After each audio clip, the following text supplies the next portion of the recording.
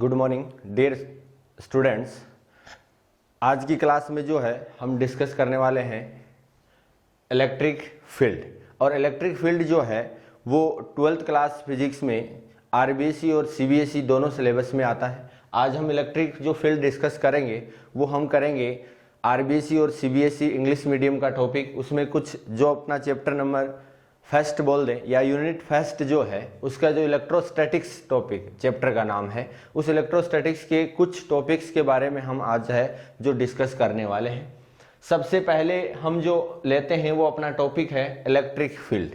तो हम जैसे आपको नाम से स्पष्ट है वैसे ही फील्ड के बारे में आप जानते हैं कि कोई एरिया होगा, तो वैसे इलेक्ट्रिक फील्ड होता क्या है, तो उस इलेक्ट्रिक फील्ड के बारे में हम डिस्कस करेंगे। तो देखो, हम एक चार्ज लेते हैं। हमने क्या किया कि एक चार्ज लिया और ये चार्ज है। अब जैसे हमारे पास में ये एक सिस्टम है, ये एक जो रूम है वो रूम एक सिस्टम है, और इस सिस्टम में हम इस चार्ज को लेकर गए और मान लो कि जैसे ये चार्ज जो है वो लटका हुआ है पेंडुलम की तरह, ठीक है, और इसको हम किसी सिस्टम में लेके गए जैसे ही, और ये जो है वो पेंडुलम की तरह रोटेट करने के लिए फ्री है। अब हम क्या कर रहे हैं कि इस चार्ज को हम जैसे ही एक रूम में लेके गए, या मैं कहूँ कि एक जो है वो कमरे में हम लेके गए, तो वहाँ पे हमने देखा कि ये जो चार्ज है वो अपनी इक्विलिब्रियम की पोजीशन, या हम कहें कि जो इनिशियल कंडीशन थी वो ऐसे थी, अब ये जो चार्ज है वो ऐसे हो जाता है। इसका मतलब है कि इतना जो चार्ज है वो डिस्प्लेस्ड हो गया। मान लेता हूँ कि मैं ये 10 डिग्री से डिस्प्लेस्ड हुआ है, तो ये इतनी डिस्टेंस डिस्प्लेस्ड हो गया और ये इस तरफ गया है। इसका मतलब क्या है कि इस जो चार्ज है वो charge one place to another place जो है वो मूव हुआ है, और चार्ज मूव हुआ है, इट मीन्स इस पे कोई ना कोई फोर्स एक्ट किया है, यानी फोर्स अगर अप्लाइड हुआ है तभी जाकर ऐसा ये जो है वो चार्ज अपनी पोजीशन को चेंज कर पा रहा है। समझ में आ रही है मेरी बात? तो ये इसको पोजीशन को चेंज कर पा रहा है, इसका मतलब इस पे कोई फोर्स अप्लाइड हुआ है। अब हमने क्या किया कि इसी जो चार्ज है उस चार्ज को हम लेके गए किसी दूसरे रूम में, और जब इसको हम दूसरे रूम में लेके गए तो हमने देखा कि ये जो चार्ज था वो इक्विलिब्रियम की कंडीशन में ही रह जाता है, यानी इस चार्ज में कोई डिस्प्लेसमेंट नहीं हुआ, किसी भी प्रकार का फोर्स अप्लाइड नहीं हुआ, जिसके कारण इस चार्ज में कोई मूवमेंट नहीं हुआ। इसका मतलब ये जो चार्ज है वो अपनी रेस्ट पोजीशन में है। ओके, तो ये कंडीशन हो गई रूम नंबर 2 की। अब हम क्या कर रहे हैं कि इस चार्ज को हम लेके गए रूम नंबर 3 में, एक दूसरा रूम लिया, और उस रूम में हमने क्या किया कि इस चार्ज को लेके गए। तो हम जब चार्ज को लेके गए तो हमने देखा कि इसमें जो डिस्प्लेसमेंट तो हुआ, यानी ये पहले ऐसे था बट अब ये जो है वो ऐसे हो गया, मतलब इस तरफ। तो फोर्स कैसे लगा इधर, मतलब कहने का कि इट मीन्स फोर्स है वो रूम नंबर जो फर्स्ट में लग रहा था उसके अपोजिट डायरेक्शन में फोर्स अप्लाइड हो रहा है, इसलिए जो चार्ज है वो इस डायरेक्शन में मूव हो गया। ओके, अब हम क्या कर रहे हैं कि इसी चार्ज को हम रूम नंबर 4 में लेके गए और देखा कि जब हमने इस रूम नंबर 4 में लेके गए तो जो ये चार्ज है पहले 1 नंबर की कंडीशन की तरह ही उसी डायरेक्शन में डिस्प्लेसमेंट तो हुआ, बट ये डिस्प्लेसमेंट बहुत ज्यादा हुआ। ये अगर 10 था तो मैं मान लेता हूं कि ये 20 डिग्री डिस्प्लेस्ड हो गया। और 20 डिग्री डिस्प्लेस्ड होने का क्या मीन है कि यहां पे जो फोर्स लग रहा है F, वो इस 1 नंबर की कंडीशन की कंपैरिजन में अगर बात करें तो ये जो फोर्स है वो उससे ज्यादा है, तभी ऐसा पॉसिबल है। अदरवाइज जो है वो इक्वल फोर्स होता तो इतना ही डिस्प्लेस्ड होता, बट ये मैं मान लेता हूं कि ये 20 डिग्री हो रहा है, ये 10 डिग्री हो रहा है। तो ये हमने क्या किया कि 4 कंडीशंस देखी। अब इसका मतलब है कि अलग अलग कंडीशन में, जैसे कंडीशन नंबर 2 में हमारे पास में चार्ज है वो रेस्ट पोजीशन में है, उस चार्ज में किसी भी प्रकार का मूवमेंट नहीं होता है, इसका मतलब इस पे कोई फोर्स एक्ट नहीं कर रहा। अगर बात में करूं कंडीशन फर्स्ट में, तो चार्ज है वो चार्ज डिस्प्लेस्ड हो रहा है, इसका मतलब उस पे फोर्स है वो वर्क कर रहा है। इसी प्रकार यहां पे कंडीशन नंबर 3 में जो चार्ज है उस पे कोई फोर्स वर्क करेगा, बट वो अपोजिट डायरेक्शन में कर रहा है। और कंडीशन नंबर 4 में वो कंडीशन नंबर फर्स्ट के तरह ही चार्ज है, वो क्या करेगा, चार्ज मूव हो जाएगा, यानी वो फोर्स तो उसी डायरेक्शन में लग रहा है बट थोड़ा सा क्या लग रहा है, ज्यादा लग रहा है, यानी इसका मतलब वर्क डन जो है वो थोड़ा सा ज्यादा होगा, हाई वर्क डन होगा या मोर वर्क होगा। तो इस कंडीशंस में, अलग अलग कंडीशन से मुझे क्या रहा कि इसका मतलब है कि इनको मूव करने के लिए, डिस्प्लेस्ड करने के लिए हमें कोई ना कोई फोर्स की जरूरी होती है, और फोर्स लग रहा है। अब बात यह आती है कि किसी भी ऑब्जेक्ट को अगर उसकी पोजीशन को चेंज कर रहे हैं हम, यानी इनिशियल से फाइनल कंडीशन तक अगर हम लेके जा रहे हैं, एक ऑब्जेक्ट की इनिशियल कंडीशन है, उसको हम, उस पर हमने फोर्स अप्लाइड किया और फोर्स अप्लाइड करके उसको हम लेकर गए फाइनल कंडीशन में, मतलब कुछ डिस्प्लेस्ड कर दिया। और कुछ अगर हमने डिस्प्लेस्ड किया है, जैसे ये ऑब्जेक्ट है, इसको मुझे इस डायरेक्शन में मूव करवाना है, इस डायरेक्शन में मूव करवाऊंगा तो क्या होगा कि मैंने ऐसे पकड़ा और इसको ऐसे लेके गया। इससे क्या मीन्स निकलता है, इससे ये मीन्स निकलता है कि इस ऑब्जेक्ट और जो फोर्स लगाने वाला बॉडी होगी या जो फोर्स लगाएगा, उन दोनों के बीच में क्या होना चाहिए, कांटेक्ट होना चाहिए, तभी ये ऐसे इधर चला गया। इसी प्रकार में अगर और एग्जांपल की बात करता हूं तो जैसे अपना डोर होता है, उस डोर को ओपन या क्लोज करते समय हम पुश या पुल करते हैं, इसका मतलब कांटेक्ट में आएंगे तभी तो ये पुश या पुल होगा। बट यहां तो हमने देखा कि कोई भी कांटेक्ट नहीं है, जिस भी रूम में या सिस्टम में हम जब लेके गए तो कोई कांटेक्ट नहीं हुआ, फिर भी हमारा जो चार्ज है वो चार्ज क्या हुआ है, डिस्प्लेस्ड हुआ है। कुछ कंडीशन में, कुछ में नहीं डिस्प्लेस्ड हुआ है, कुछ में पहले जो डिस्प्लेसमेंट हो रहा था उसके अपोजिट डायरेक्शन में डिस्प्लेसमेंट हुआ है। ठीक है, तो इसका मतलब है कि ये जो चार्ज था, चाहे ये कोई से किसी भी टाइप का चार्ज रहा होगा, पॉजिटिव रहा, नेगेटिव रहा, बट ये जो चार्ज है, हम कह सकते हैं कि ऑब्जेक्ट है वो चार्ज है और उसमें डिस्प्लेसमेंट हुआ है, इसका मतलब उस पर क्या अप्लाई हुआ है, फोर्स अप्लाई हुआ है। समझ में आ रही है मेरी बात? तो देखो, कोई भी चार्ज जो होता है वो चार्ज अपने अराउंड एक फील्ड क्रिएट करता है। चार्ज जो है वो अपने अराउंड एक फील्ड क्रिएट करता है। तो जरूरी नहीं है कि वो कांटेक्ट में आके ही फोर्स अप्लाई करे, वो अपने इफेक्ट से भी फोर्स अप्लाइड कर सकता है। जैसे मैं बात करूं कि अगर मैंने इस मार्कर को यहां से छोड़ा तो ये मार्कर डाउनवर्ड डायरेक्शन में चला जाएगा। क्या इसको छोड़ते ही इस पे कोई फोर्स अप्लाइड करने के लिए तो क्यों जा रहा है? क्योंकि अर्थ अपनी ओर इसको क्या कर रही है, अट्रैक्ट कर रही है। और जब अर्थ इसको अपनी ओर अट्रैक्ट कर रही है तो क्या इस मार्कर के साथ में अर्थ कांटेक्ट में आ रही है? नहीं आ रही है। तो अर्थ कांटेक्ट में नहीं आ रही है, बट फिर भी वो अपने इफेक्ट से इसको ले जा रही है। यानी वो क्या है कि अर्थ का एक फील्ड है जिसमें वो जितने भी ऑब्जेक्ट्स हैं उन ऑब्जेक्ट्स को क्या करेगा, अट्रैक्ट कर लेगा, यानी अर्थ अट्रैक्ट करेगा। तो जो भी मास हैविंग ऑब्जेक्ट्स होंगे उसके अराउंड उनका एक ग्रेविटेशनल फील्ड होता है। हमने ये 11th क्लास में पढ़ा था कि कोई भी बॉडी होगी जिसका मास होता है, उसके अराउंड वो एक ग्रेविटेशनल फील्ड क्रिएट कर लेता है, जिसमें जो भी ऑब्जेक्ट आएगा उसको वो अपनी ओर अट्रैक्ट करता है। अर्थ का मास बहुत ज्यादा होता है, इसलिए वो हम उस चीज को देख पा रहे हैं। कुछ बॉडीज ऐसी होती है जिनका मास बहुत कम होता है, इसलिए जो है वो उनके जो ग्रेविटेशनल फोर्स को जो है हम डिटेक्ट नहीं कर पाते हैं, या हम कहें कि हम उनको इजी वे में देख नहीं पाते। तो यहां भी फोर्स हुआ है इन दोनों के बिटवीन, यहां भी हुआ है, यहां भी, बट उस फोर्स, जो फोर्स है वो विजिबल नहीं है, हम देख नहीं सकते उस फोर्स को, सिर्फ महसूस किया जा सकता है उस फोर्स को। तो कहने का सीधा सा मतलब है कि कोई भी मास हैविंग ऑब्जेक्ट जो होता है वो ग्रेविटेशनल फील्ड क्रिएट करता है। इसी प्रकार जो कोई भी चार्ज्ड बॉडी होगी, तो यहां पहले से कोई चार्ज था, यहां पहले से चार्ज था, पहले से चार्ज था, तो कोई भी चार्ज पार्टिकल जो है, या मैं कहूं चार्ज है, वो अपने अराउंड एक फील्ड क्रिएट कर लेता है। और उस फील्ड में कोई भी दूसरा अगर चार्ज आता है तो उस जो चार्ज, पहले वाला चार्ज जो फील्ड क्रिएट करता है, उसको तुरंत जो है वो पता चल जाता है। यानी इलेक्ट्रिक फील्ड में जैसे ही कोई दूसरा चार्ज आएगा तो उसको पता चलेगा, तो वो उस चार्ज को एक फोर्स अप्लाइड करेगा। वो फोर्स अट्रैक्शन का हो सकता है, वो फोर्स जो है वो क्या हो सकता है, रिपल्टिव टाइप फोर्स हो सकता है, यानी वो अट्रैक्ट करेगा या उसको रिपल कर सकता है। ये दो कंडीशंस हो गई। इसका मतलब चार्ज पार्टिकल अपने अराउंड जो है वो इलेक्ट्रिक फील्ड क्रिएट कर लेता है।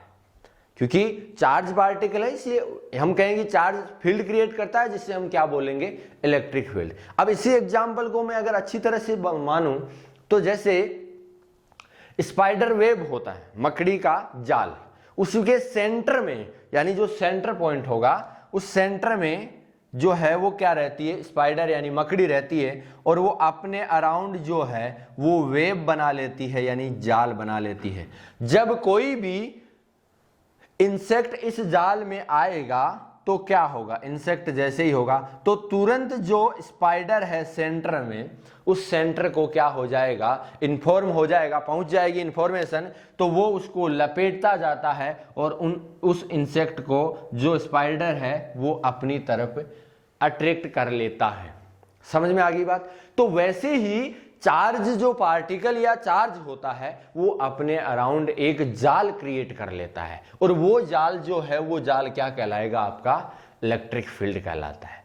तो इलेक्ट्रिक फील्ड एक इलेक्ट्रिक चार्ज जो होता है उस चार्ज के अराउंड फील्ड होता है। कहने का मतलब एक जो है वो फील्ड होता है जिसको हम क्या बोलेंगे, इलेक्ट्रिक फील्ड बोलेंगे। और इस इलेक्ट्रिक फील्ड में, या हम कहें कि फील्ड सराउंडिंग एरिया, जिसमें कोई अनदर चार्ज जैसे ही प्लेस्ड करेंगे उस चार्ज पर अट्रैक्शन ट्यू टाइप और रिपल्सिव टाइप फोर्स है वो एक्ट करेगा।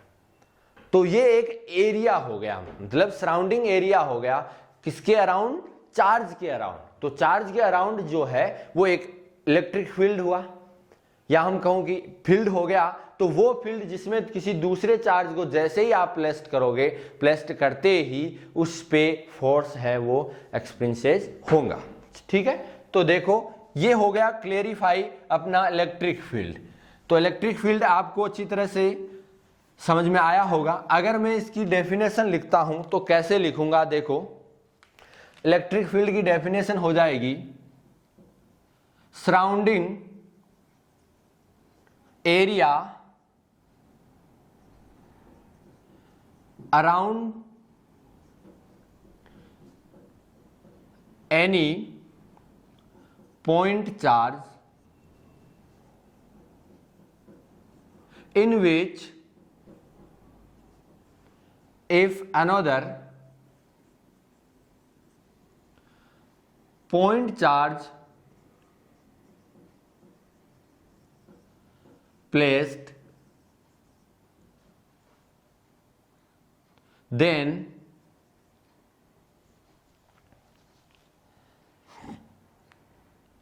देखो तो क्या हुई, surrounding area around any point charge in which if another point charge placed then it experiences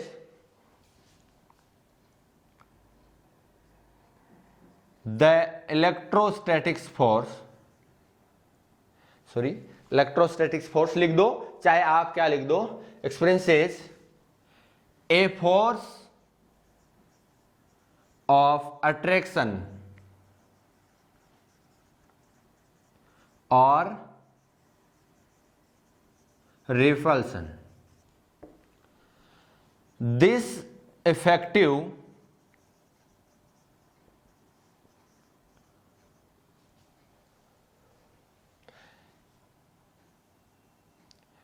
surrounding area around any charge is called electric field.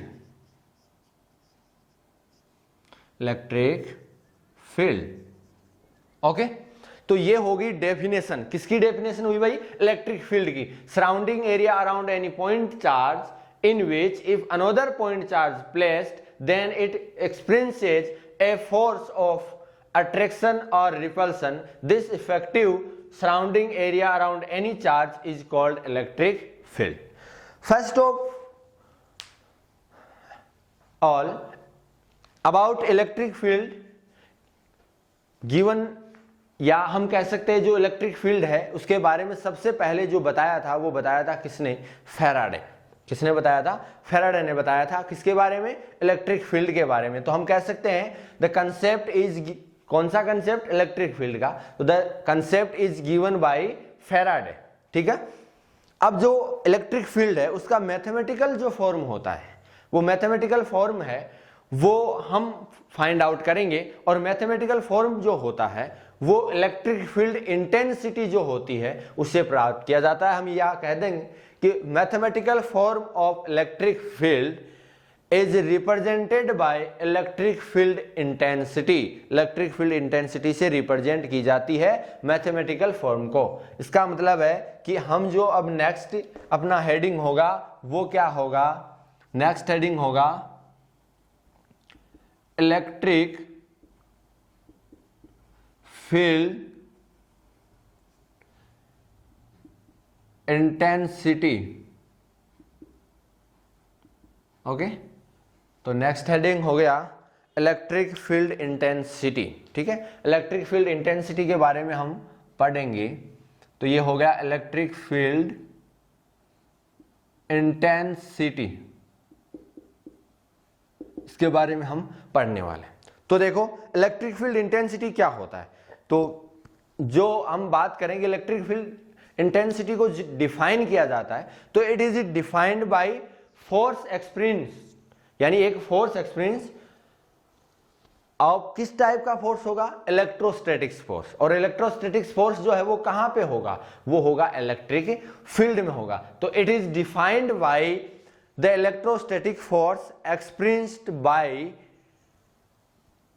A unit positive test charge in electric field, या एक electric field में। तो कोई electric field होगा उसमें एक unit positive test charge है और उस यूनिट पॉजिटिव टेस्ट चार्ज पे जो फोर्स अप्लाइड होगा या उस फोर्स जो महसूस होता है, या मैं कहूं कि force experienced by unit positive test charge is called electric field intensity. तो कहेंगे इट इज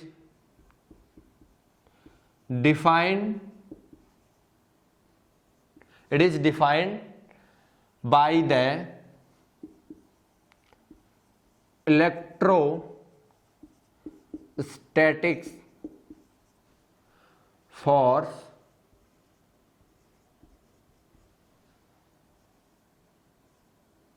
experienced, एक मिनट, electrostatics force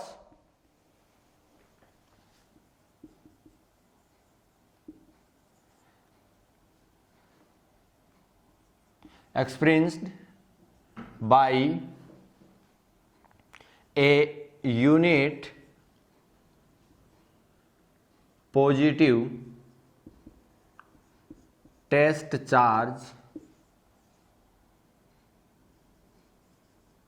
at a point in electric field,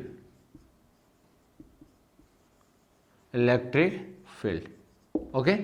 तो it is defined by the electrostatics force experienced by a unit positive test charge at a point, किसी भी particular point पे in electric field. तो electric field में एक force, जैसे electric field मैंने आपको बताया था कि चार्ज के अराउंड एक फील्ड होता है या एरिया होता है, हम कह सकते हैं सराउंडिंग एरिया जो चार्ज के, वो क्या होगा?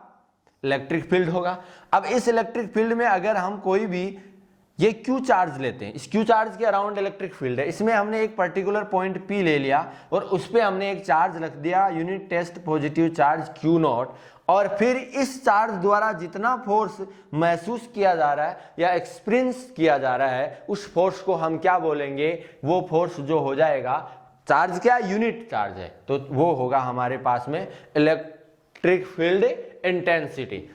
तो इलेक्ट्रिक फील्ड इंटेंसिटी को रिप्रेजेंट किया जाता है किससे? ई से। तो लिख देंगे hence E is equal to, formula क्या हुआ? ई वेक्टर होता है। देखो इलेक्ट्रिक फील्ड इंटेंसिटी जो है वो वेक्टर क्वांटिटी है, एफ वेक्टर अपॉन में क्यू नॉट। ये हमारे पास में क्या बन गया? फॉर्मूला बन गया। अब मैं ऐसे लिखूं कि F Q naught is equals to 1। और ऐसा ही तो है अपनी अकॉर्डिंग टू डेफिनेशन कि यूनिट पॉजिटिव टेस्ट चार्ज होना चाहिए, तो वैल्यू ऑफ Q नॉट जो है वो पॉजिटिव है बट यूनिट है, यूनिट मींस 1। तो अगर 1 ले लेते हैं यानी चार्ज की वैल्यू 1 कूलाम अगर कर दिया, इसका मतलब है so E is equals to क्या होगा, F हो जाएगा। E vector is equals to F vector बोल सकते हैं। दोनों क्या हो गए, इक्वल, क्योंकि इसकी वैल्यू क्या हो गई, यूनिट यानी 1 हो गई। अब अगर मैं यहां से इसकी डेफिनेशन बनाता हूं तो मेरे पास में देखो क्या डेफिनेशन आती है किसकी, इलेक्ट्रिक फील्ड इंटेंसिटी की। तो वैसे तो इलेक्ट्रिक फील्ड इंटेंसिटी जो है वो फोर्स की फॉर्म में है, और फोर्स की फॉर्म में क्यों है, क्योंकि इलेक्ट्रिक फील्ड इंटेंसिटी जो है वो फोर्स के इक्वल है। तो हम क्या लिखेंगे, hence force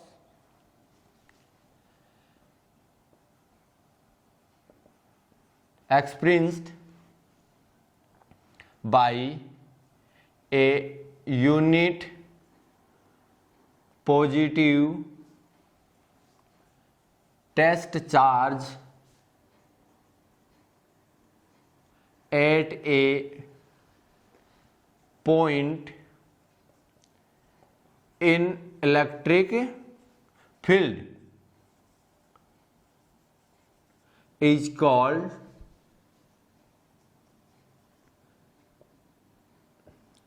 electric field intensity. Okay, तो force experienced by a unit positive test charge at a point in electric field is called electric field intensity. इसको क्या कहेंगे, इलेक्ट्रिक फील्ड इंटेंसिटी कहेंगे। इट इज डिनोटेड बाय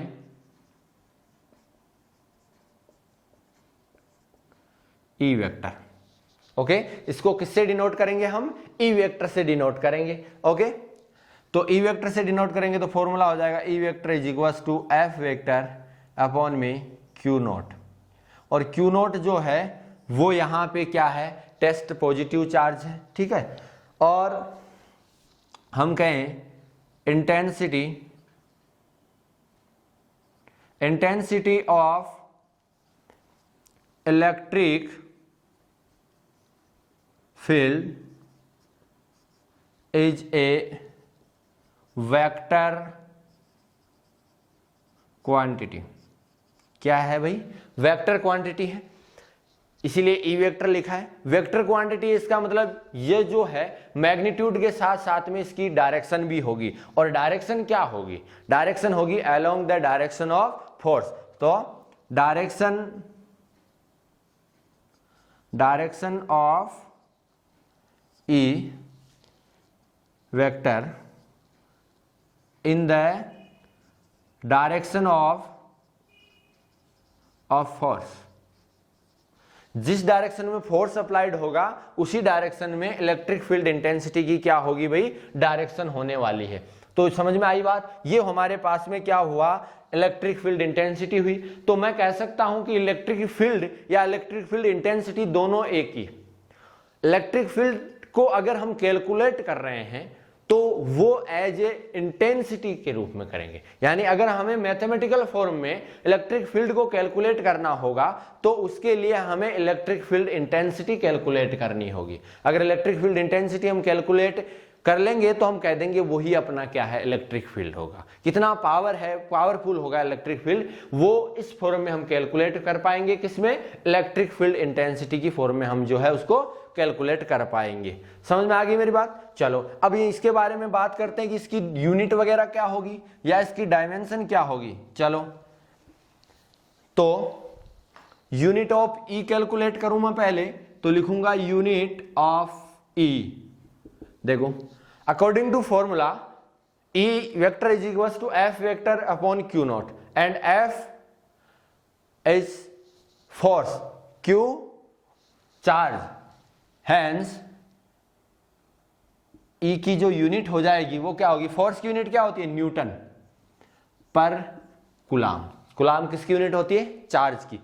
ये SI system या MKS system में हो गया न्यूटन पर कूलाम। अगर आपको इसमें और कहीं पे कन्वर्ट करना होगा तो हम न्यूटन को कन्वर्ट कर सकते हैं, चार्ज को कन्वर्ट कर सकते हैं, स्टैटिक्स कूलाम चार्ज जो यूनिट होती है उसमें, ESU में, इनमें है हम कन्वर्ट किया जा सकता है। तो न्यूटन भी कन्वर्ट किया जा सकता है, ठीक है, CGS में कन्वर्ट कर सकते हैं, तो वो अलग होगा। अगर मैं इसकी डायमेंशन निकालूं तो क्या हो जाएगी भाई डायमेंशन? फोर्स की डायमेंशन क्या होती है? हमने पढ़ा है 11th क्लास में, M1 L1 T-2 अपॉन में कुलाम। तो कुलाम की मैं अगर यूनिट निकालना चाहूंगा, इसका मतलब है कि सबसे पहले कुलाम किसकी यूनिट होती है? चार्ज की। तो मुझे फॉर्मूला चाहिए, और फॉर्मूला किसका? चार्ज का चाहिए। तो चार्ज का फॉर्मूला अगर मैं निकालूं तो वैसे देखो इलेक्ट्रिक करंट क्या होता है? The rate of flow of charge, I is equal to rate of flow of charge, यानी Q/T। अगर मैं Q से निकालूं तो क्या होगा? IT, और I को A1 लिख दूं, T को T1, तो ये डायमेंशन हो गई किसकी? Q की। और put the dimension of Q in this, तो ये हो जाएगा A1 T1। अब इसको अगर हम कंबाइंड फॉर्म में लिखेंगे या सिंप्लीफाई करके लिखेंगे एक साथ डायमेंशन को, तो ये क्या बन जाएगी? डायमेंशन बनेगी M1 L1 T-2 है, एक यहां से ऊपर जाके प्लस जो है वो माइनस का होगा, तो क्या हो जाएगा? T-3, और A है वो ऊपर जाएगा माइनस का। ये हो गई हमारे पास में dimension of electric field intensity, और उसकी यूनिट क्या हुई? न्यूटन पर कूलाम जो है वो यूनिट हो गई। अब हम नेक्स्ट बात करते हैं कि जो इलेक्ट्रिक फील्ड इंटेंसिटी हमने पढ़ लिया, अब मैं बात करूं कि चार्ज के अराउंड जो एक एरिया होता है, वो एरिया जिसमें दूसरे चार्ज को जैसे ही हम प्लेस्ड करते हैं उस पर फोर्स अप्लाइड होता है, उस एरिया को इलेक्ट्रिक फील्ड कहते हैं। जैसे मान लो कि मैंने लिया पॉजिटिव चार्ज, ये पॉजिटिव चार्ज ले लिया, और इस पॉजिटिव चार्ज के अराउंड में इलेक्ट्रिक फील्ड लाइंस को अगर रिप्रेजेंट करूं, या इलेक्ट्रिक फील्ड जो होगा, तो इस चार्ज से ये अपना है सोर्स ऑफ चार्ज। ये चार्ज क्या है? सोर्स ऑफ चार्ज है। इससे r डिस्टेंस पे मान लो मैंने टेस्ट चार्ज Q0 ले लिया, और टेस्ट चार्ज है वो कैसा होता है भाई? पॉजिटिव होता है। तो टेस्ट चार्ज पॉजिटिव होता है, और टेस्ट चार्ज की एक खासियत बात ये होती है कि इसका चार्ज इतना कम होता है कि इस चार्ज के इलेक्ट्रिक फील्ड को ये इफेक्ट नहीं कर पाता, यानी जो वैल्यू है वो बहुत ही कम होती है किसकी? टेस्ट चार्ज की। तो ये इसको r डिस्टेंस पे है, बट ये इसके जो इलेक्ट्रिक फील्ड है उसको इफेक्ट नहीं करेगा, यानी उसको अट्रैक्ट या रिपेल नहीं करने वाला। बट ये तो इस पे अप्लाइड करेगा ना, क्योंकि ये तो बहुत ही कम वैल्यू का चार्ज है, तो इसलिए ये चार्ज पॉजिटिव हुआ, क्योंकि यूनिट पॉजिटिव टेस्ट चार्ज है वो पॉजिटिव होता है। तो या जो टेस्ट चार्ज होता है वो क्या हुआ है? पॉजिटिव। ये पॉजिटिव, दोनों एक दूसरे को क्या करेंगे? रिपेल करेंगे। इसका मतलब इस पे फोर्स ऐसे लगेगा, तो इसके अराउंड तो पॉजिटिव चार्ज जो होता है, उस पॉजिटिव चार्ज से इलेक्ट्रिक फील्ड की डायरेक्शन ऐसे होगी, रेडियली आउटवर्ड। कैसे होगी भाई? रेडियली आउटवर्ड होगी। और in case of negative charge, अगर किसकी बात करें हम? नेगेटिव चार्ज की बात करें, तो नेगेटिव चार्ज लेते हैं हम यहां पर, ये नेगेटिव चार्ज है, और इस नेगेटिव चार्ज के अराउंड में बात करना हूं कि नेगेटिव चार्ज से r डिस्टेंस पे मैंने टेस्ट चार्ज Q0 रख दिया। अब Q0 कैसा चार्ज है? Test charge. और टेस्ट चार्ज कैसा होता है? पॉजिटिव। तो इस पर इन दोनों के बिटवीन फोर्स लगेगा। ये Q0 तो इस पे फोर्स इतना ज्यादा नहीं लगा पाएगा या इसको इफेक्ट नहीं करेगा, क्योंकि ये वैल्यू जो होती है Q0 की बहुत ही कम होती है। बट ये तो अप्लाइड करेगा इस पे, तो ये अप्लाइड करेगा, इसका मतलब है ये पॉजिटिव है, तो ये इसको अट्रैक्ट करेगा ऐसे, तो इस डायरेक्शन में फोर्स। तो नेगेटिव चार्ज से जो डायरेक्शन ऑफ इलेक्ट्रिक फील्ड होगी वो रेडियली इनवर्ड होती है in case of negative charge. तो नेगेटिव चार्ज में वो रेडियली जो डायरेक्शन होगी इलेक्ट्रिक फील्ड की वो क्या होगी? इनवर्ड होगी। क्यों हुई उसका लॉजिक मैंने आपको बता दिया है। तो ये दोनों केस में आपको ध्यान रखना, ये आगे हमारे यूजफुल होगा कि पॉजिटिव चार्ज से जो इलेक्ट्रिक फील्ड होगी उसकी डायरेक्शन कैसे होगी? रेडियली आउटवर्ड, और इसमें इनवर्ड होगी इन केस ऑफ नेगेटिव। ठीक है, तो ये हमारा हो गया इलेक्ट्रिक फील्ड इंटेंसिटी, या मैं कहूं इलेक्ट्रिक फील्ड के जो बेसिक है उसके बारे में डिस्कस हमने कर लिया है।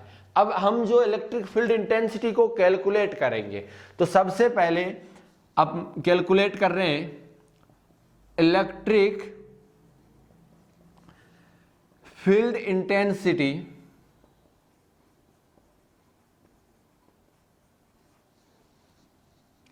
Due to a point charge.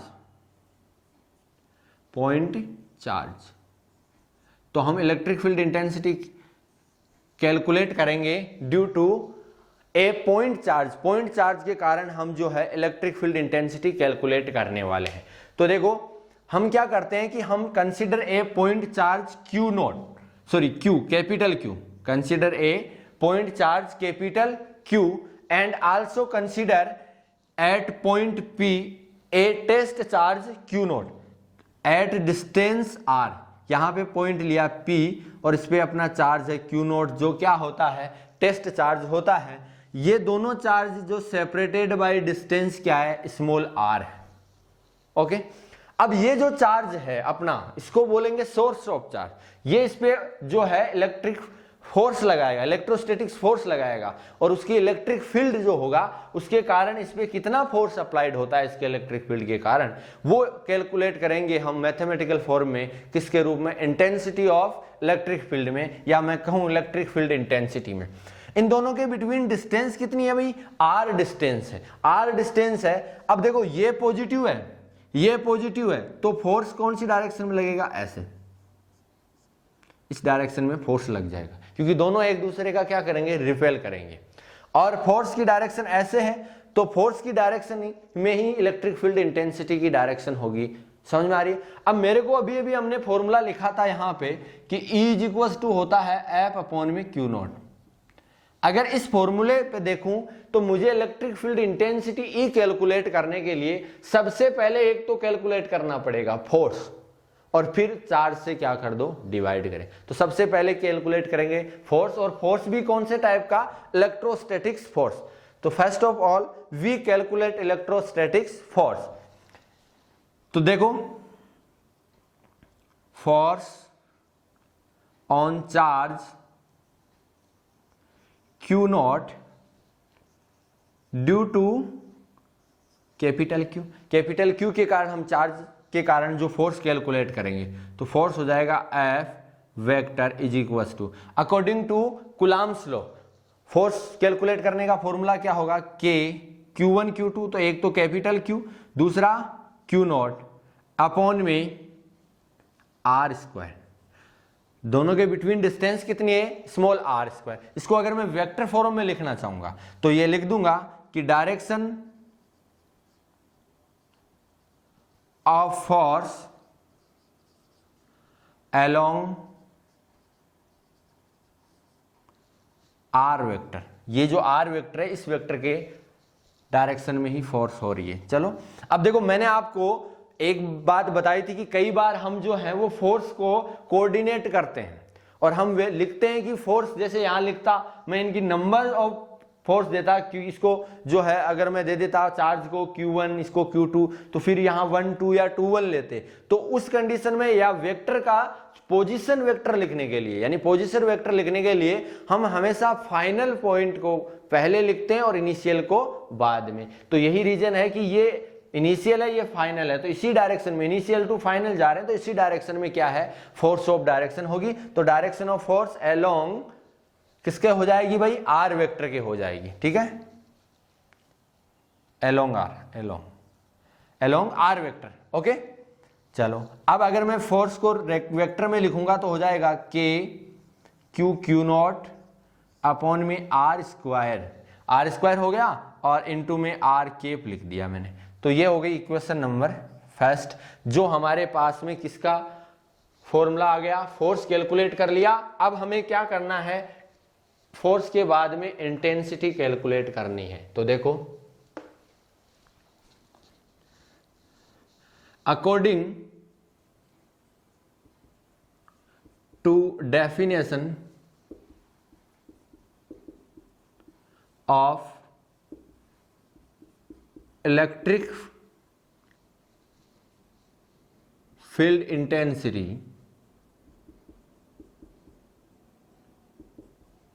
according to electric field intensity, E vector is equals to F vector upon में क्यू नॉट, और यहां पे जो चार्ज है पी पॉइंट पे वो भी तो क्यू नॉट है। Hence E vector is equals to, F vector की वैल्यू करो इक्वेशन 1 से, तो के क्यू नॉट अपॉन में आर स्क्वायर और डिवाइड बाई क्यू नॉट हो गया, ये इनटू में आर के, क्यू नॉट से क्यू नॉट कैंसिल आउट हो गया, बचा क्या हमारे पास में, बचा E vector is equals to K Q R square dot R K. ये हमारे पास में बच गया क्या, इलेक्ट्रिक फील्ड इंटेंसिटी का फॉर्मूला आ गया, और यही तो हमें जो है वो कैलकुलेट करना था। तो इलेक्ट्रिक फील्ड इंटेंसिटी को हमने यही कैलकुलेट करना था, कैलकुलेट कर लिया। E vector is equals to K Q upon R square dot R cap. अगर आर केप को यहां से आप हटाओगे तो क्या लिख दोगे, आर वेक्टर अपॉन में आर वेक्टर का मॉडुलस, तो ये क्यू बन जाएगा और ये यहाँ पे आर वेक्टर आ जाएगा। ये आप अच्छी तरह जानते हो। इसके बाद में अगर मैं यहाँ से बात करूँ कि वैसे तो हम ये भी जानते हैं कि के की वैल्यू कितनी होती है भाई, 1 अपॉन में 4 पाई एप्सिलॉन नॉट, तो 1 अपॉन 4 पाई एप्सिलॉन नॉट हो गया, ये लिख सकते हैं। अब अगर मैं इनके ओनली फॉर मैग्नीट्यूड में बात करूं तो जो ई वेक्टर होगा या E is equals to K Q upon R square हो जाएगा, और अगर इनमें रिलेशनशिप देखें तो के जो है वो कांस्टेंट होगा किसी भी मीडियम के लिए या वैक्यूम के लिए, और कैपिटल क्यू जो है वो अपना सोर्स ऑफ चार्ज है।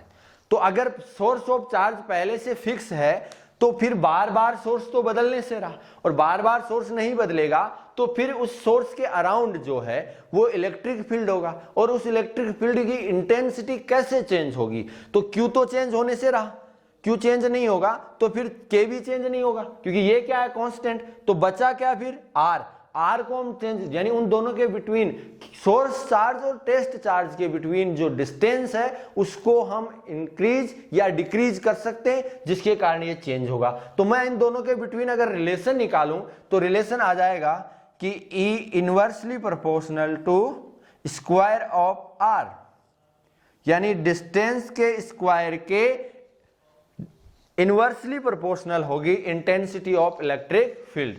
अब एक चीज मुझे बताओ, अगर मैं इन दोनों के बिटवीन ग्राफ प्लॉट करता हूं, और ग्राफ जो है वो एग्जाम में बहुत बार पूछा जाता है, दोनों के बिटवीन ग्राफ प्लॉट करना, तो अगर मैं एक्स एक्सिस पे, ये एक्स एक्सिस हो गया और ये वाई एक्सिस, तो मैं अगर एक्स एक्सिस पे क्या ले लेता हूं भाई, आर स्क्वायर ले लेता हूं, या मैं कहूं कि आर, ओके, और मैं अगर यहां पे आर ले लिया तो इधर मैं क्या लूंगा, ई यानी इंटेंसिटी। अकॉर्डिंग टू डिस्टेंस, अगर जितना आर कम होगा उस पे ई ज्यादा होगा, और जैसे जैसे आर बढ़ता जाएगा वैसे ई घटता जाएगा, तो ई ये जो है ग्राफ बन जाएगा इन दोनों के बिटवीन। ठीक है, अगर मैं इन दोनों के बिटवीन जो ग्राफ बना रहा हूं वो ग्राफ यदि मैं 1 अपॉन आर स्क्वायर लेके बनाऊं, तो मुझे एक चीज बताओ कि ई और 1 अपॉन आर स्क्वायर जो है वो दोनों एक दूसरे के वैसे तो डायरेक्टली प्रोपोर्शनल है, वैसे तो क्या है, दोनों डायरेक्टली प्रोपोर्शनल है। तो मैं अगर ग्राफ बनाऊं, यहां मैं ले लेता हूं ई, और यहां मैं 1 अपॉन आर स्क्वायर ले लेता हूं, तो अगर 1 अपॉन आर स्क्वायर लूंगा तो क्या होगा, ऐसे होगा, नहीं होगा, क्योंकि ये तो डायरेक्टली प्रोपोर्शनल है, और डायरेक्टली प्रोपोर्शनल होगा तो ग्राफ कैसे बनेगा, ऐसे बिल्कुल स्ट्रेट लाइन ग्राफ जो है वो हमें प्राप्त हो जाएगा। समझ में आ गई बात, चलो। तो इस प्रकार से हमने पढ़ लिया intensity of electric field due two point charge. Okay, अब हम नेक्स्ट हेडिंग पढ़ेंगे। अपनी नेक्स्ट हेडिंग है, मैं पढ़ रहा हूं electric field in any medium, किसी भी मीडियम में इलेक्ट्रिक फील्ड कैसे होगा। तो देखो नेक्स्ट हेडिंग है electric field in any medium. ठीक है, इलेक्ट्रिक फील्ड या तो हम फ्री स्पेस में या वैक्यूम में कैलकुलेट की है, जो बेसिक फॉर्मूला होता है वो, बट अगर मीडियम में जाने से क्या चेंजेस होगा इलेक्ट्रिक फील्ड में वो हम कैलकुलेट करने वाले हैं। तो देखो सबसे पहले हम कैलकुलेट करेंगे इलेक्ट्रिक फील्ड इन वैक्यूम। तो देखो consider a unit a positive test charge from Q at distance small r in vacuum. हमने क्या किया कि वैक्यूम में एक, जैसे अभी सिस्टम कंसीडर किया था ना बिल्कुल कि capital Q source of charge था, उससे स्मॉल r डिस्टेंस पे अपना टेस्ट चार्ज था वो Q नोट था, वैसे ही कंसीडर किया बट वो किसमें, वैक्यूम में किया है। तो hence electric field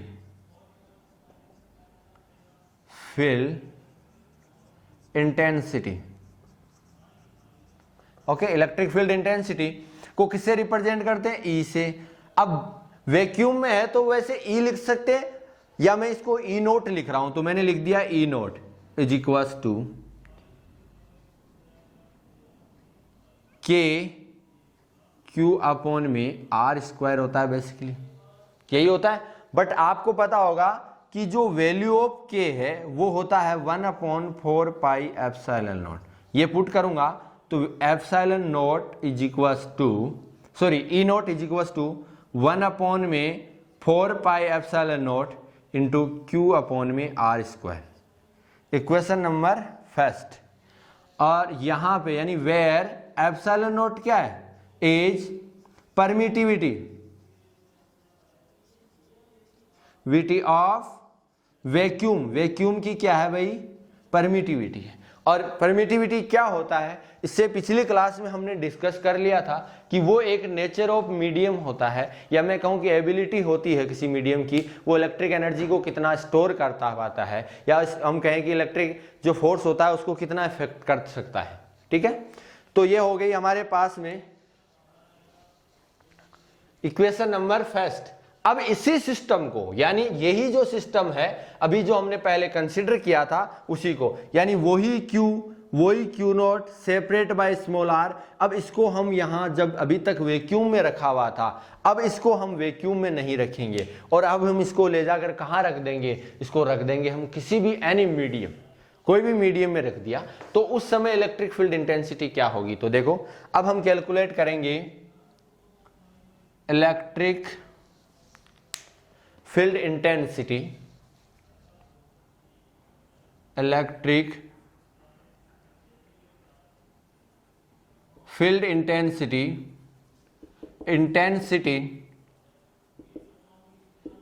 in any medium, किसी भी मीडियम में हम जो है वो कैलकुलेट करेंगे। तो क्या होगा भाई, मीडियम इंटेंसिटी को हम रिप्रेजेंट कर देंगे किससे, ई एम से।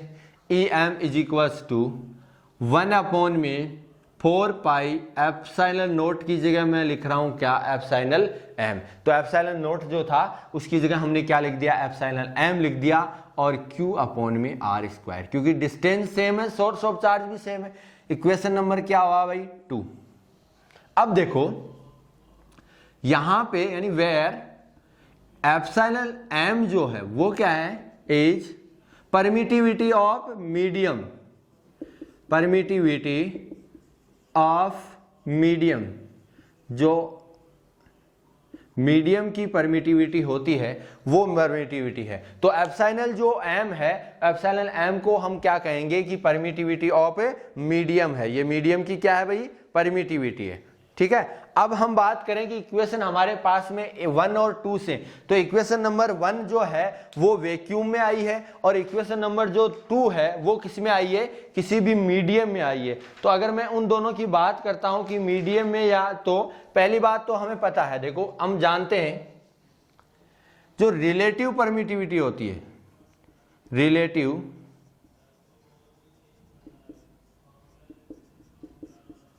रिलेटिव परमिटिविटी, या उसको हम क्या नाम दे सकते हैं, डाइलेक्ट्रिक कांस्टेंट, डाइलेक्ट्रिक कांस्टेंट क्या होता है भाई, या तो उसको K से रिप्रेजेंट करते हैं हम स्मॉल, या हम epsilon R is equals to क्या होता है भाई, एप्सिलॉन M अपॉन में एप्सिलॉन नॉट होता है। Permittivity of medium, ratio of permittivity of medium और to ratio of permittivity of vacuum या फ्री स्पेस, उन दोनों को, जिसको हम जो रिलेटिव परमिटिविटी और या डाइलेक्ट्रिक कांस्टेंट जिसे K एप्सिलॉन R से रिप्रेजेंट हम करते हैं। चलो मैं एक चीज मुझे बता दो कि अगर मैं यहां से एप्सिलॉन M निकालता हूं तो epsilon M is equals to, ये दोनों मल्टीप्लाई होंगे तो epsilon M is equals to epsilon R dot epsilon naught, ये वैल्यू किसकी आई भाई, एप्सिलॉन M की आ गई। अब देखो उसके बाद में फ्रॉम इक्वेशन टू की बात कर रहे हैं हम, और इक्वेशन 2 की बात करूं मैं तो इक्वेशन 2 से देखो क्या है ये, तो EM यानी इंटेंसिटी इन मीडियम, यानी electric field intensity in medium is equals to 1 upon में 4 पाई एप्सिलॉन M है, और इस एप्सिलॉन M की जगह पुट कर रहा हूं ये, तो मैं लिख रहा हूं epsilon not dot epsilon R into में Q by R square. Clear है यहां तक। अब हम क्या करने वाले हैं, देखो मैं इसको तो एक साथ लिख रहा हूं कि 1 upon 4 pi epsilon not dot Q by epsilon R into R square. अगर आपको पता हो, एक मिनट, इसको हम क्या करते हैं कि 1 अपॉन एप्सिलॉन नॉट को एक तरफ लिख लेते हैं, तो इसको Q अपॉन में ये R स्क्वायर भी हो जाएगा और 1 upon epsilon not, 1 upon 4 pi epsilon naught into में Q by R square. Equation number 1 है क्या, बिल्कुल है। इसका मतलब इक्वेशन नंबर 1 क्या है, left hand side E note, तो इसकी जगह इतनी पार्ट में तो हम E नोट लिख सकते हैं, और इतने पार्ट में E नोट लिखूंगा तो क्या होगा, EM is equals to E naught by epsilon naught. समझ में आ गई बात। अब एक चीज मुझे सीधी सी बता दो कि अच्छा दोनों जगह एप्सिलॉन नॉट लिख दिया क्या, epsilon R, sorry epsilon R, तो ये क्या हो गया, एप्सिलॉन R हो गया। इसका मतलब in any medium electric field of intensity is 1 upon epsilon R times, यानी जो इंटेंसिटी ऑफ वैक्यूम या फ्री स्पेस में होती है उसका 1 अपॉन में एप्सिलॉन R टाइम्स होता है, यानी वो एप्सिलॉन R से अगर हम डिवाइड करेंगे तो इंटेंसिटी ऑफ इलेक्ट्रिक फील्ड है वो इन मीडियम है, वो इफेक्टिव होती है। यानी अगर उसी सेम सिस्टम को सेपरेटेड R स्मॉल डिस्टेंस पे है, उसको वैक्यूम में अगर इंटेंसिटी कैलकुलेट करें या फिर हम इंटेंसिटी कैलकुलेट करें किस जगह पे, किसी मीडियम में ले जाके, तो मीडियम में इंटेंसिटी कम होगी, क्योंकि वो मीडियम उस फोर्स को कुछ ना कुछ क्या करने वाला है, रजिस्ट करेगा। और अगर वो फोर्स रजिस्ट करता है जिसके कारण इन दोनों के बिटवीन जो रिलेशन है वो रिलेशन ये प्राप्त हमारे पास में होने वाला है। चलो अब देखो नेक्स्ट अपना हेडिंग हम पढ़ेंगे, electric field intensity due to system of charges. तो देखो नेक्स्ट हेडिंग है electric field intensity to system of charges. यानी अभी तक तो हमने देखा था कि इलेक्ट्रिक फील्ड इंटेंसिटी एक चार्ज से हम कैलकुलेट कर रहे थे। अब हमारे पास में मानेंगे कि एक कोई सिस्टम होगा और उस सिस्टम में एक पॉजिटिव टेस्ट चार्ज होगा और उसके अराउंड बहुत सारे एन चार्जेज हैं। सिस्टम ऑफ चार्जेज मतलब एन चार्जेज प्रेजेंट होंगे और उन एन चार्जेज के कारण वो सेपरेटली या मैं कहूं इंडिविजुअल फोर्सेज अप्लाइड करेंगे और इंडिविजुअल फोर्स अप्लाइड करेंगे। इसका मतलब है उनकी डायरेक्शन जो होगी वो डायरेक्शन भी फोर्सेज की डिफरेंट होगी, या मैं कहूं कि इंटेंसिटी ऑफ इलेक्ट्रिक फील्ड है वो भी इंडिविजुअल होगी। और intensity of electric field individual अगर होती है तो उस कंडीशन में जो हम फोर्स कैलकुलेट करेंगे तो वो उस रिजल्टेंट फोर्स आएगा या रिजल्टेंट इलेक्ट्रिक इंटेंसिटी हमें कैलकुलेट करना है। तो हम क्या करेंगे कि हम कंसीडर कर लेंगे, consider N system of charges, यानी ए सिस्टम ऑफ एन चार्जेज, यानी एन चार्जेज का एक सिस्टम है जिसमें पॉइंट P है एक, और उस पॉइंट P पे एक चार्ज है, वो कैसा है भाई, Q naught. Test positive charge है, वो कितना है, Q नॉट है। उससे अलग अलग सेपरेट डिस्टेंस पे, या मैं कहूँ अलग अलग पोजीशन पे जो है वो और चार्जर होंगे। जैसे यहाँ पे चार्ज है Q नॉट, सॉरी Q1, यहाँ मैं चार्ज ले लेता हूँ Q2, और ऐसे ही मैंने चार्ज ले लिया यहाँ पे Q3, और यहाँ चार्ज ले लिया मैंने Qn। तो n system of n charges present हो गए इसके अराउंड। अब देखो इस जो Q नोट है उसका पोजीशन वेक्टर जो है वो R नोट वेक्टर है, Q1 का पोजीशन वेक्टर है वो R1 वेक्टर है, Q2 का जो पोजीशन वेक्टर है वो है R2 वेक्टर है, Q3 का पोजीशन वेक्टर है वो है R3 वेक्टर, और Qn का पोजीशन वेक्टर क्या हो गया, Rn वेक्टर। ओके, ये अलग अलग इनके पोजीशन वेक्टर्स हो गए। अब देखो अगर मैं इस Q नोट की बात करता हूं तो इस Q नोट पे जो फोर्स अप्लाइड करेगा, Q नोट पे फोर्स अप्लाइड कौन करेगा भाई, Q नोट पे फोर्स अप्लाइड करेगा Q1, और ऐसे दोनों सारे पॉजिटिव चार्ज हैं, और सारे पॉजिटिव चार्ज है तो ये फोर्स लगेगा इस पे ऐसे। तो intensity along the direction of force, force की डायरेक्शन में तो यहां इंटेंसिटी हो गई E1, ये इस पे लगाएगा तो इंटेंसिटी हो गई E2, ये ऐसे लगाएगा तो इसकी इंटेंसिटी हो गई E3, रिपेल करेंगे ना एक दूसरे को, तो ये, और यहां से ये लगाएगा इसकी तो ये इंटेंसिटी हो गई En। अलग अलग इंटेंसिटीज हो गई। अब इनके पोजीशन वेक्टर निकालो इन दोनों के बिटवीन, तो Q नोट और Q1 के बिटवीन, तो इनिशियल टू फाइनल यानी R नोट 1, इन दोनों के बिटवीन हो जाएगा R नोट 2, इन दोनों के बिटवीन R नोट 3, और इन दोनों के बिटवीन कितना हो जाएगा R नोट n वेक्टर। सब पे वेक्टर लगा देंगे, ये पोजीशन वेक्टर हो गए। ओके, अच्छा तरीके से समझ में आया डायग्राम में।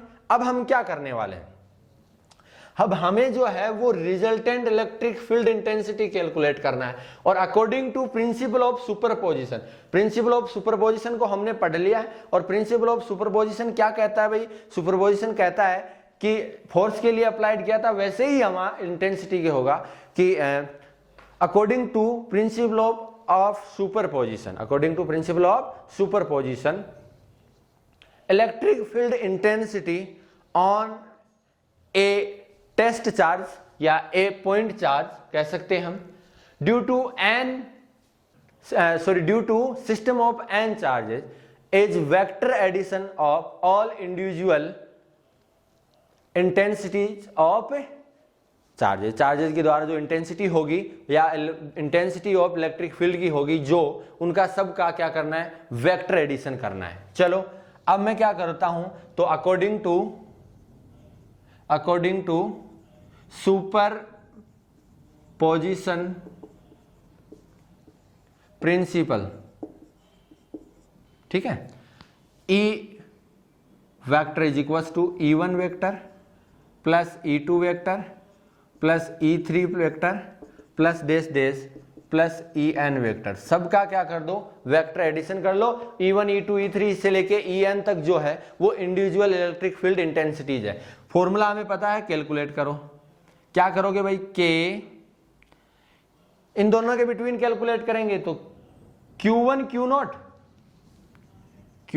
नोट अपॉन में पोजीशन वेक्टर क्या है, R नोट 1 स्क्वायर ले लेता हूं, वेक्टर नहीं लिखा मैंने, और वेक्टर लिखो तो लिख सकते हो, तो वेक्टर ना लेके मैं मैग्नीट्यूड ले रहा हूं सिर्फ, ठीक है, plus K Q2 Q naught R naught 2 का square plus K Q3 Q naught upon में R naught 3 square plus dash dash plus K Qn Q naught upon में R नोट n स्क्वायर। अब ये देखो इनमें से सब में से क्या करो आप कि K को कॉमन ले लो और Q नोट को कॉमन ले लो, फिर बचेगा यहाँ पे क्या बचेगा, Q1 अपॉन में R naught 1 square plus Q2 upon में R naught 2 square plus Q3 upon में R naught 3 square plus plus dash dash plus Qn upon में आर नोट n स्क्वायर। ये सारे के सारे ऐड हो रहे हैं, तो इनको हम ऐड करेंगे तो E vector is equal to formula बन जाएगा के क्यू नॉट, ये समीशन का साइन लगाएंगे और I इज इक्वल टू 1 से लेके n तक ले लेंगे, तो यहां हो जाएगा QI अपॉन में R नोट I का स्क्वायर। अगर वेक्टर लिखता हूं तो लिख दूंगा R नोट I कैप। ये हमारे पास में इलेक्ट्रिक फील्ड इंटेंसिटी हो गई। Electric field intensity due to, यहां ड्यू लिखेंगे तो due to system of charges, तो सिस्टम ऑफ चार्जेस से हम इलेक्ट्रिक फील्ड इंटेंसिटी कैलकुलेट कर ली है, जिसका फॉर्मूला आ गया E vector is equal to K Q naught summation of i is equal to 1 से लेके n तक QI अपॉन आर। सबकी जगह देखो वैल्यू रखते जाओ, 1 लिखोगे तो Q1 R नोट 1 स्क्वायर हो जाएगा, Q2 R नोट 2 स्क्वायर हो जाएगा, इस प्रकार से वैल्यू आ जाएगा। तो ये था हमारे पास में electric field intensity due to system of charges. आज की क्लास में हम जो है वो इतना ही पढ़ेंगे और बाकी जो आगे नेक्स्ट टॉपिक है वो हम जो है वो नेक्स्ट क्लास में डिस्कस करने वाले हैं। तो आज की लाइव क्लास जो थी उसमें हमने जो टॉपिक पढ़े हैं वो आपके 12th एग्जाम में जो एग्जाम पॉइंट ऑफ व्यू से बहुत ही ज़्यादा इम्पोर्टेंट हैं। अब लास्ट में मैं यही कहना चाहूँगा कि कोरोना की वजह से हमारी जो एजुकेशन है उस पर सबसे ज़्यादा इफेक्ट पड़ा है, जिससे जो स्कूलें हैं वो रेगुलर नहीं चल पाई है और जो है हमें घरों में रहना पड़ा है। लेकिन फिर भी हमारी तरफ से, हमारे सभी स्टाफ मेंबर की तरफ से ये कोशिश की जा रही है कि घर बैठे ही आप तक है वो एजुकेशन पहुंचाया जाए, जिसके लिए हम ऑनलाइन क्लासेज है वो अलग अलग मेथड से, चाहे वो यूट्यूब हो चाहे फेसबुक हो, वहाँ से प्रोवाइड करवाई जा रही है। और हमारी जो रेगुलर क्लासेज है वो हमारे BVN स्कूल के ऐप पे चल रही है, जहाँ पर आप है वो रेगुलर क्लासेज अटेंड कर सकते हो, जिसके लिए आपको प्ले स्टोर में जाकर BVN स्कूल का जो ऐप है वो डाउनलोड करना होगा, जिसके लिए आपकी ID और पासवर्ड ज़रूरी है और वो ID और पासवर्ड आप जो है वो स्कूल से कलेक्ट कर सकते हो। और स्कूल से कलेक्ट करने के लिए आप सबसे पहले आपको जाना पड़ेगा www.bvn स्कूल सीकर की वेबसाइट पे, जहां पर आपको एक एप्लीकेशन फॉर्म भरना होगा और उस फॉर्म को फिलअप करने के बाद में जो है आप वहां पर कॉन्टैक्ट नंबर और बाकी सारी जो हमसे कॉन्टैक्ट होने के डिटेल्स दिए हुए हैं उनके माध्यम से हम तक पहुंच सकते हो और हम आपको जो टोकन नंबर या हम कहें कि जो आपकी ID और पासवर्ड है वो दे देंगे, जिससे आपको रेगुलर जो है वो क्लासेज मिलती रहेगी। लास्ट में मैं यही कहना चाहूँगा कि कोरोना से जो है वो बचाव ही इसका उपाय है, इसलिए अपने घरों में रहें और एजुकेशन जो हम प्रोवाइड करवा रहे हैं ऑनलाइन क्लासेज उनका ज़्यादा से ज़्यादा लाभ उठाएं। धन्यवाद।